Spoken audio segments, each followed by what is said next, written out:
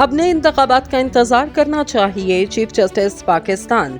Chief justice of Pakistan justice Umar Ata Bandial ने case की समाअत के दौरान वकील दरख्वास्त गुजार से मुकालमा करते हुए कहा, अपने इलेक्शन का इंतजार करना चाहिए। चीफ जस्टिस की सरबराही में 2 रुकनी बेंच ने सुप्रीम कोर्ट में NA 131 लाहौर दोबारा गिनती की दरख्वास्त पर समाअत की।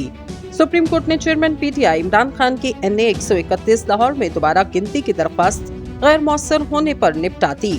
दौरान समाअत चीफ जस्टिस ने इमरान खान के वकील बाबर अवान से मुकालमा करते हुए कहा कि दोबारा गिनती की अपील तो अब गैर मौसर हो चुकी, जिस पर चेयरमैन PTI के वकील ने जवाब दिया, जी सर, बिल्कुल गैर मौसर हो चुकी। बाबर अवान ने कहा, इजाजत दें तो मामले पर चेयरमैन PTI से नई हिदायत दे लूं।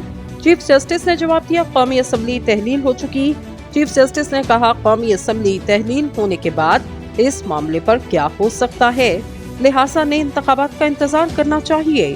चेयरमैन PTI वकील बाबर अवान का कहना था, नए इंतखाबात का तो हमें भी बेसब्री से इंतजार है।